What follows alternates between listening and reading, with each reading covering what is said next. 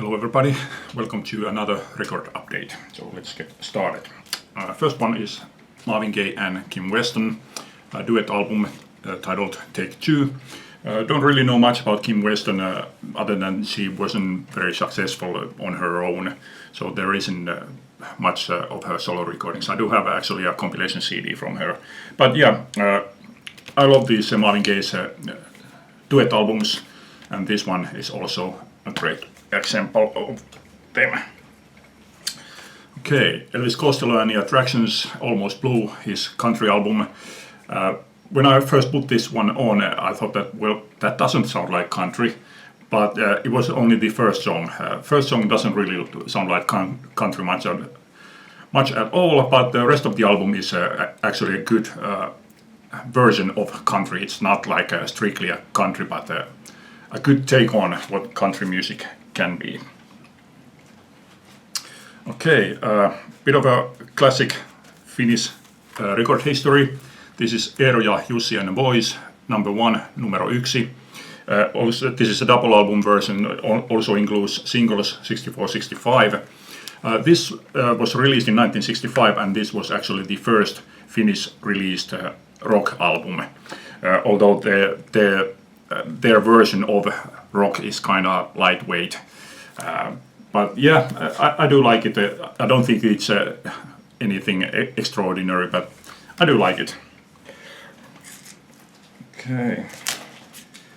Then this next one I think I saw from Daddy Sensei Silver, and I decided that I had to buy this. Although this was released on CD several years before, but it kind of went by me back then. But this time I decided I have to get this.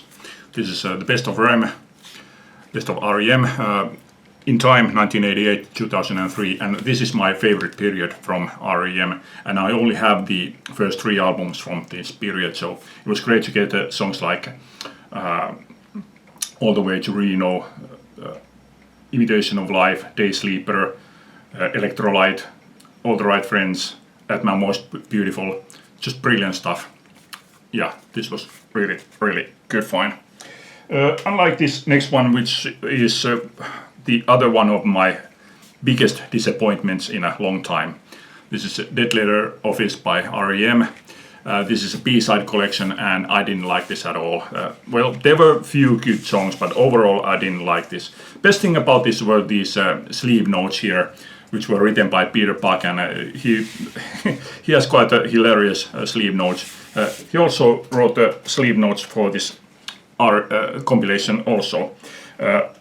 He does mention here that the recording of B-sides gave them sort of like a free card to do anything that they wanted to or happened to come across. So in that sense, that he does sort of like let you understand that some of this stuff really isn't like up to scratch. And yeah, big disappointment. Didn't like that one. Okay, this one was kind of crazy because I actually had this one on vinyl and it was in good condition. This is a King Arthur, Fall and Decline of the British Empire.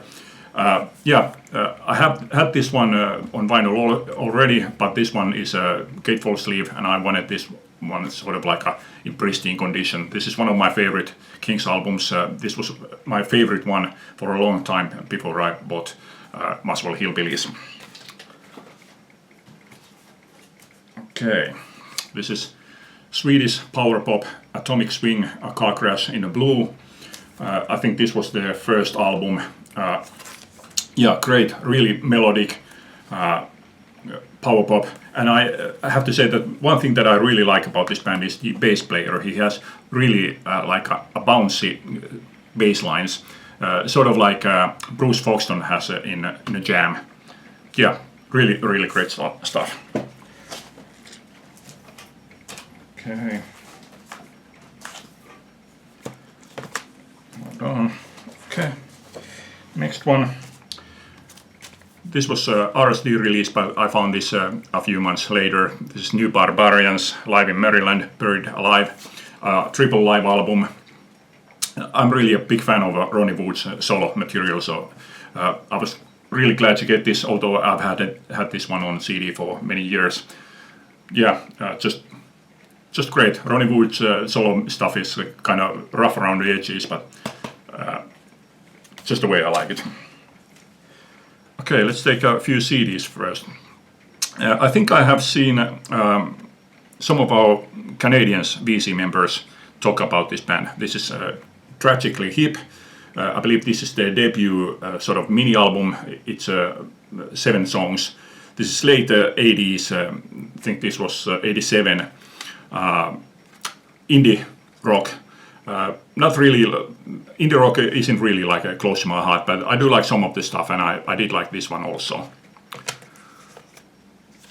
Okay, Joshua Tree, U2. This is a double album version, which includes a full live concert from Joshua Tree tour from September '87 in Madison Square Garden. Brilliant stuff. And also a brilliant doo-wop collection. This is Lights, Camera, Doo-wop.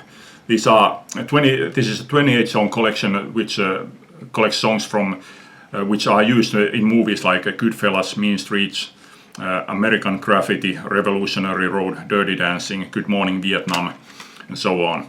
So there's songs like I Wonder Why, Maybe, Shaboom, Little Girl of Mine, 16 Candles, which was the song that I absolutely demanded that has to be included here.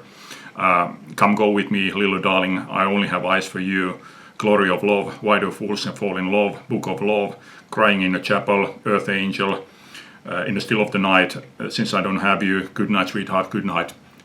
Absolutely brilliant hit compilation from the doo-wop era.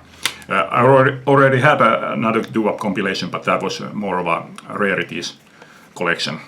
Okay, and the other one, which has been my biggest disappointment in a long time. This is Nick Cave, From Her to Eternity. This is CD and a DVD. And yeah, I didn't like this at all. Great big shame, because all the other Nick Cave albums that I've really liked, but this one I just didn't like that one at all. Okay, let's take a slightly unusual comeback EP. This is Cher Schnell, 1979. Cher Schnell was a very short-lived Finnish punk band around 78-79. They actually only released 3 singles back then. And a couple of years ago, I think this was from 2017, they returned to record this, played a few gigs, and that was it. What's unusual about this comeback EP is that these songs are not new songs. These are songs that they had written in 1979, but they didn't record these songs back then. So now they recorded these old songs. Okay, let's continue with Stray Cats 40. Their reunion album after about 28 years or so. Not among my favorite Stray Cats albums. I would actually put this second to last, but still a good album. They haven't made a bad album so far. I think this is only the 7th album, but yeah, really not among my favorites from them, but like I said, still a good album. But this one is among my favorites from Tom Petty and the Heartbreakers, Hard Promises. I was not going to buy this on vinyl since I've had this one on a CD for 7 years, but I finally decided that I have to get this one because this one was the last Tom Petty and the Heartbreakers album that I was missing on vinyl. I'm still missing Wildflowers and also the first Mudcrutch album, but who knows when or if I get those. Okay, then kind of different.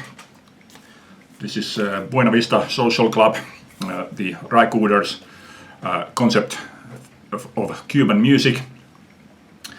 Did you know that during the 70s, Finnish record label called Love Records was the only label in Western countries that released Cuban music?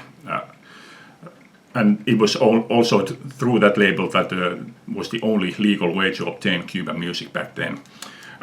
One of the artists here on this Buena Vista Social Club, Omar Portuendo, was actually one of those artists that recorded for the Love Records back then.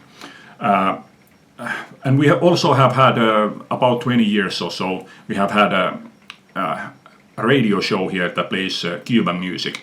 So I'm not in no way, shape, or form an expert on Cuban music, but I have heard quite a bit of Cuban music. So that's why this was a bit of a disappointment to me, because mostly these songs are like mid-tempo or slow-tempo songs, and I'm much more used to like fast-paced, up-tempo songs from Cuban music. But yeah, good album nonetheless. Okay. And finally, is this holy grail for Elvis Presley fans? No, it's not. But it's a good album anyway. This is Lisa Marie Presley, Storm and Grace, her third album. I haven't heard the first two albums, but I have heard songs from them. And the first album was, in my opinion, she shouldn't have recorded that because she was still unsure about her singing. So she sang it like with a half voice, sort of a whispering style. And the second one had some like dance influences, so I didn't like them. But this one is produced by T-Bone Burnett, so this one is kind of roots music, very root sounding album, and majority of the songs are also written by Lisa Marie. So yeah, I think this is a good album. Very good to get this one on vinyl also. Okay, let's stop that one here, except that I have a sort of an announcement to make.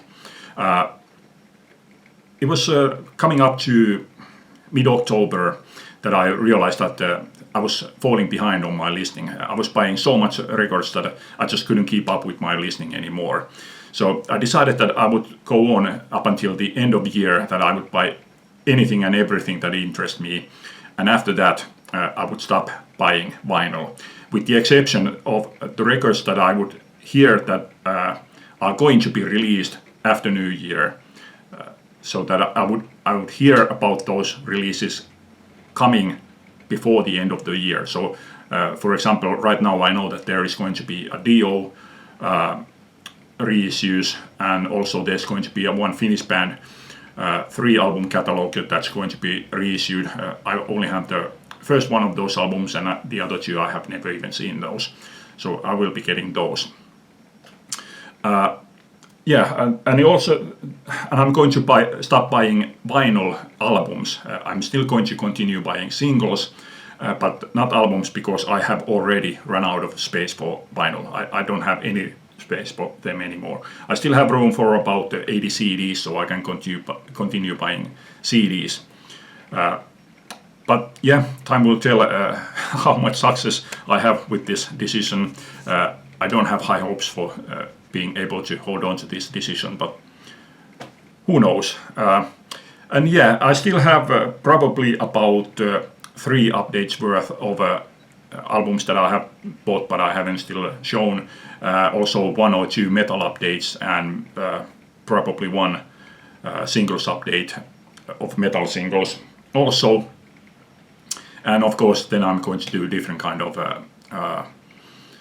themed videos, like I did for Pretenders singles. I'm going to do one for Kirsty MacColl, and who knows what else. Time will tell. Okay, but that's it for this time. Hope you like this. Thanks for watching. Leave a comment. Bye.